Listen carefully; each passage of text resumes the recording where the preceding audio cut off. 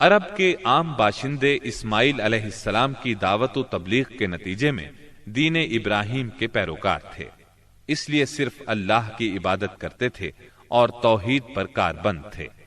لیکن وقت گزرنے کے ساتھ ساتھ انہوں نے اللہ کے احکامات کو بھلا دیا، پھر بھی ان کے اندر توحید اور دین ابراہیمی کے کچھ آثار باقی رہے، کچھ شعائر پر وہ عمل پیرا رہے، یہاں تک کہ بنو خزاعہ کا سردار عمرو بن لوہی منظر عام پر آیا۔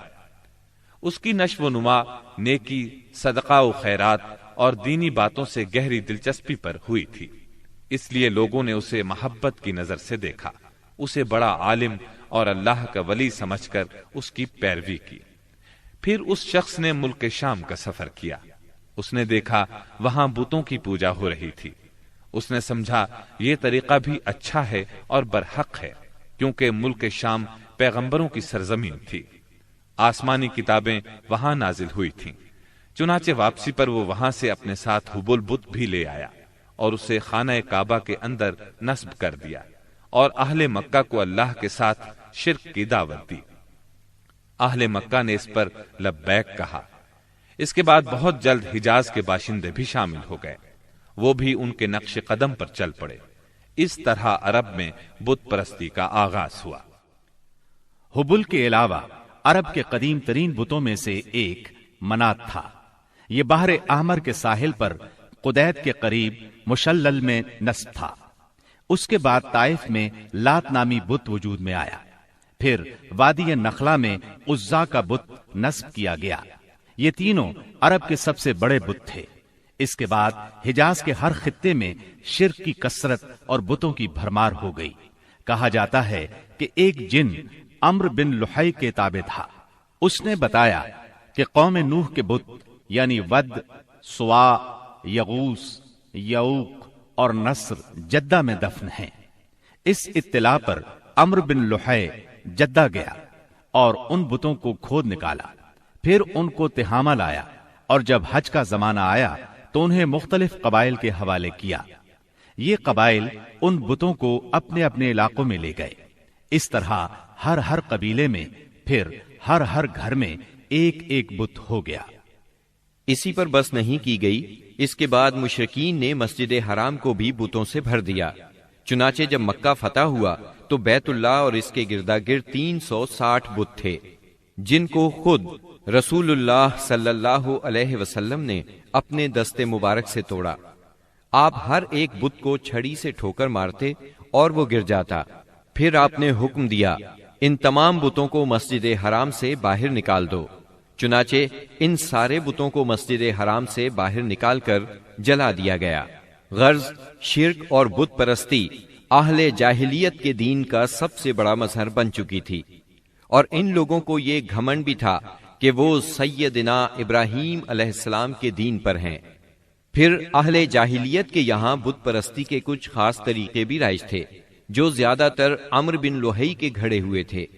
یہ جاہل لوگ سمجھتے تھے کہ عمرو بن لوہی کے طریقے دین ابراہیمی میں تبدیلی نہیں بلکہ بدعت حسنہ ہیں۔ ان میں بت پرستی کی کیا کیا رسمیں رائج تھیں، اس کی تفصیل بھی سن لیں۔ نمبر 1، اس دور کے جاہل مشرک بتوں کے پاس مجاور بن کر بیٹھتے تھے، ان کی پناہ ڈھونڈتے تھے، انہیں زور زور سے پکارتے تھے، حاجت روائی اور مشکل کشائی کے لیے ان کو پکارتے تھے اور سمجھتے تھے کہ وہ اللہ سے سفارش کر کے ہماری مراد پوری کرا دیں گے۔ نمبر 2، وہ بتوں کا حج اور طواف کرتے تھے، ان کے سامنے عجز و نیاز سے پیش آتے تھے اور انہیں سجدہ کرتے تھے۔ نمبر 3، بتوں کے لیے نذرانے اور قربانیاں پیش کرتے اور قربانی کے ان جانوروں کو کبھی بتوں کے آستانوں پر لے جا کر ذبح کرتے تھے اور کبھی کسی اور جگہ ذبح کر لیتے تھے، مگر بتوں کے نام پر ذبح کرتے تھے۔ ذبح کی ان دونوں صورتوں کا ذکر اللہ تعالیٰ نے سورۃ المائدہ کی آیت نمبر 3 میں کیا ہے۔ وَمَا ذُبِحَ عَلَى النُّصُبِ، یعنی وہ جانور بھی حرام ہیں جو آستانوں پر ذبح کیے گئے ہوں۔ دوسری جگہ یعنی سورہ انعام کی آیت 121 میں فرماتے ہیں، وَلَا تَأْكُلُوا مِمَّا لَمْ يُذْكَرِ اسْمُ اللَّهِ عَلَيْهِ، یعنی اس جانور کا گوشت مت کھاؤ جس پر اللہ کا نام نہ لیا گیا ہو۔ نمبر 4، بتوں کا قرب حاصل کرنے کا ایک طریقہ یہ بھی تھا کہ مشرقین اپنی سمجھ کے مطابق اپنے کھانے پینے کی چیزوں اور اپنی کھیتی اور چوپائے کی پیداوار کا ایک حصہ بتوں کے لیے خاص کرتے تھے۔ اس سلسلے میں ان کا دلچسپ رواج یہ تھا کہ وہ اللہ کے لیے بھی اپنی کھیتی اور جانوروں کی پیداوار کا ایک حصہ خاص کرتے تھے۔ پھر مختلف اسباب کی بنا پر اللہ کا حصہ تو بتوں کی طرف منتقل کر سکتے تھے، لیکن بتوں کا حصہ کسی بھی حال میں اللہ کی طرف منتقل نہیں کر سکتے تھے۔ اس بری عادت کا تذکرہ بھی اللہ تعالی نے سورہ انعام کی آیت 136 میں کیا ہے۔ وَجَعَلُوا لِلَّهِ مِمَّا ذَرَأَ مِنَ الْحَرْثِ وَالْأَنْعَامِ نَصِيبًا فَقَالُوا هَذَا لِلَّهِ بِزَعْمِهِمْ وَهَذَا لِشُرَكَائِنَا فَمَا كَانَ لِشُرَكَائِهِمْ فَلَا يَصِلُ إِلَى اللَّهِ وَمَا كَانَ لِلَّهِ فَهُوَ يَصِلُ إِلَى شُرَكَائِهِمْ سَاءَ مَا يَحْكُمُونَ۔ اللہ نے جو کھیتی اور چوپائے پیدا کیے ہیں اس کا ایک حصہ انہوں نے اللہ کے لیے مقرر کیا، اور بزعم خود کہتے ہیں کہ یہ اللہ کے لیے ہے اور یہ ہمارے شرکاء کے لیے ہے۔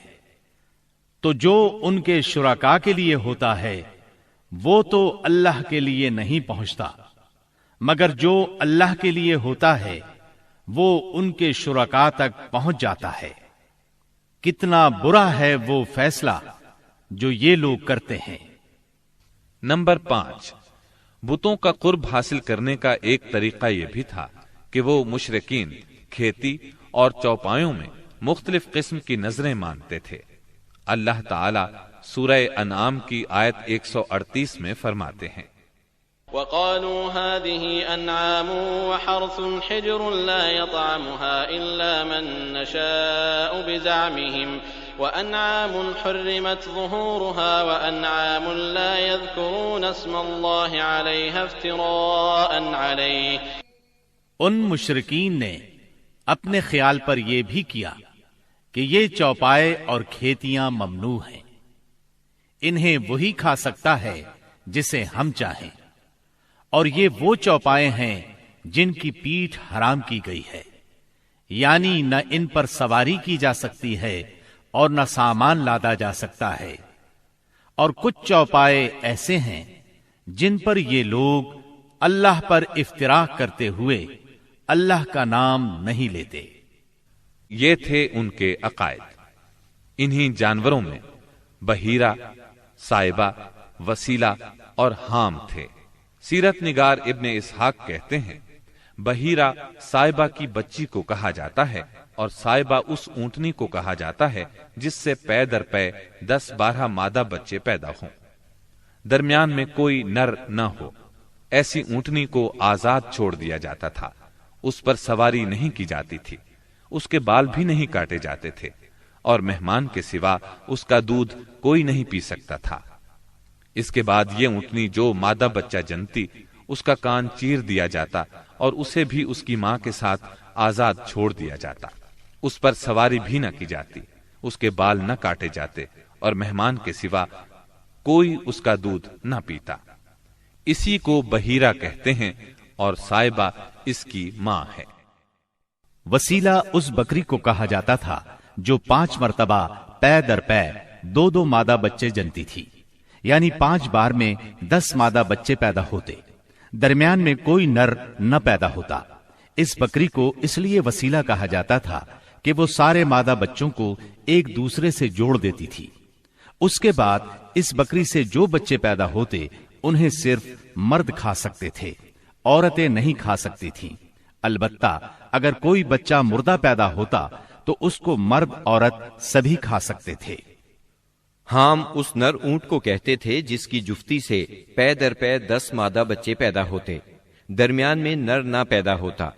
ایسے اونٹ کی پیٹھ محفوظ کر دی جاتی تھی، نہ اس پر سواری کی جاتی، نہ بال کاٹے جاتے، بلکہ اسے اونٹوں کے ریوڑ میں جفتی کے لیے آزاد چھوڑ دیا جاتا۔ اس کے سوا اس سے کوئی اور فائدہ نہ اٹھایا جاتا۔ عرب اپنے بتوں کے ساتھ یہ سب کچھ اس عقیدے سے کرتے تھے کہ یہ بت انہیں اللہ کے قریب کر دیں گے اور اللہ کے حضور ان کی سفارش کر دیں گے۔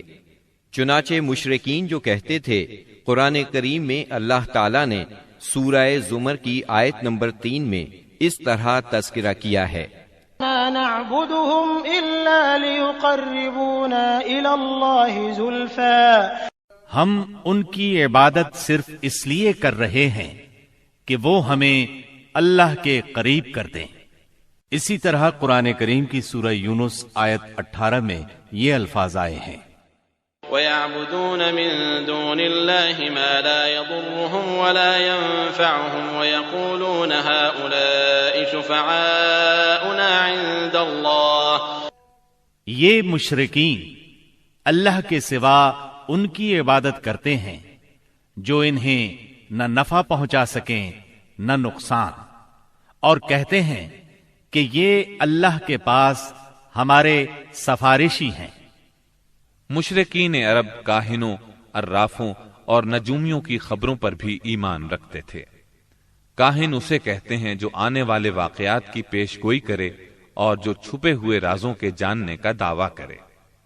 نجومی اسے کہتے ہیں جو ستاروں پر غور کر کے ان کی رفتار اور اوقات کا حساب لگا کر پتہ لگاتا ہے کہ دنیا میں آئندہ کیا حالات و واقعات پیش آئیں گے۔